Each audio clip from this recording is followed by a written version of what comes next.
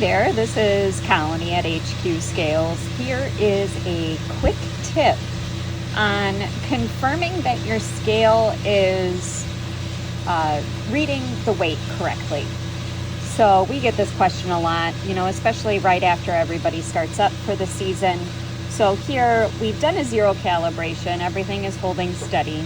And now what we're going to do to confirm that the weight is being read correctly, what we're going to do is put our test weight, our known test weight, on our belt scale, and we'll confirm that the weight is reading properly.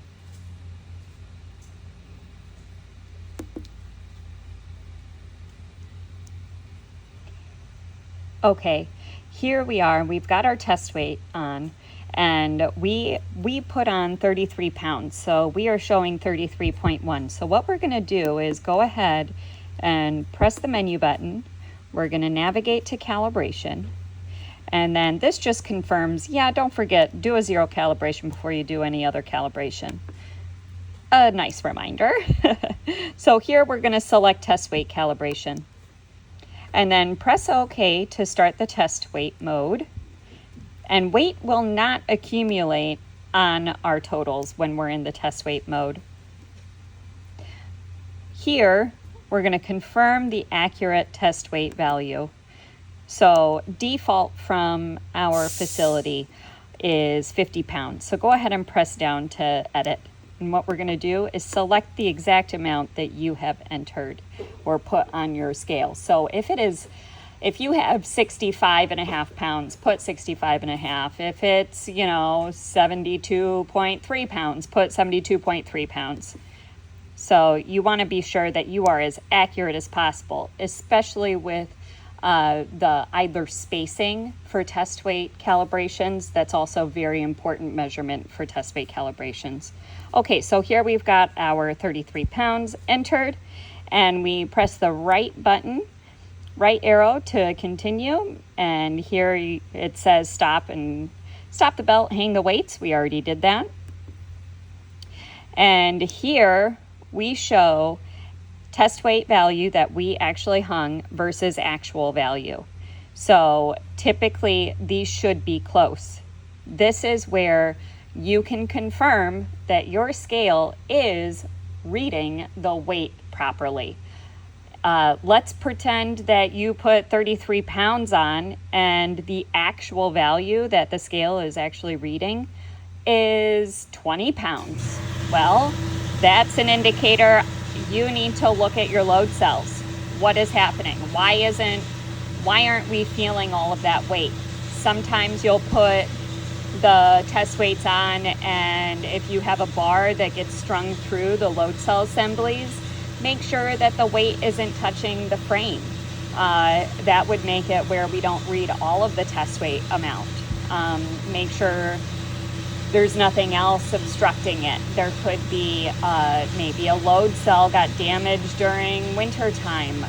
There could be many other things that go on. But this is a good indicator to confirm, yes, my load cells, my belt scale is reading weight properly.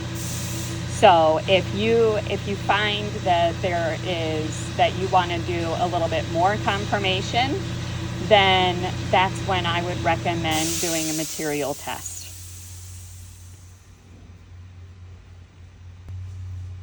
Material test calibrations are fairly straightforward. So what you'll do if you found that, yes, your scale is reading the test weight amount correctly, material test calibration is the gold standard for calibrating a belt scale. So what you'll do is you will run a known amount of weight across your belt scale, write down what the belt scale total says, and then run that total on a certified truck scale. And you will then do that test 2 or 3 times in a row. Make sure that the belt scale is repeating itself and the difference between each is similar.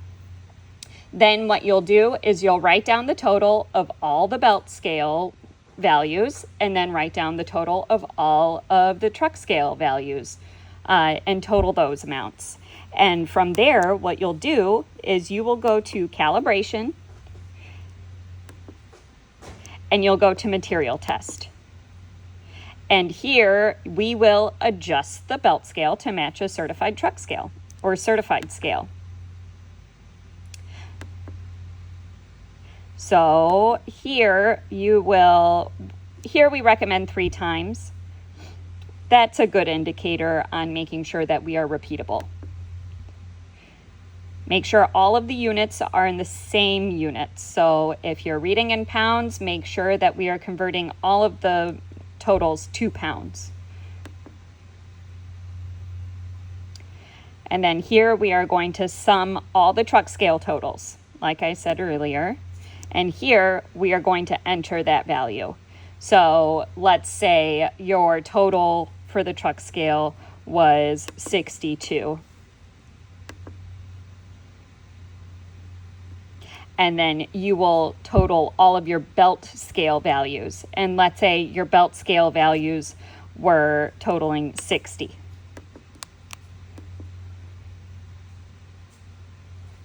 And then here you just confirm, yep, the truck totals were, for all of the truck tests that we did, the material tests, those totaled 62 and the belt scale totaled 60. And then go ahead and press OK. And here the new calibration number will show as well as the old calibration, and it will indicate what your change was. So go ahead and you can hit home to get out of that. And now you can do another material test. And this will show that, yes, what you just changed really dialed us in even more. And it'll show that, yes, the belt scale is working properly. If at any point that those tests were not together, or let's say we were not repeating, give us a call. We can help you walk through. A lot of times it's a load cell. Make sure that your load cells, no wiring has been damaged. If you have a junction box, check your junction box. If you have an angle sensor, make sure that the angle sensor is functioning properly. Those are just kind of the basic things to check if you still find that, yes, there might be something going on. Typically, it's something mechanical or electrical that is causing the scale not to read properly. Again, just give us a call if you ever need anything. We're here to help. So thank you again for watching, and follow us on our YouTube to see more helpful quick tips.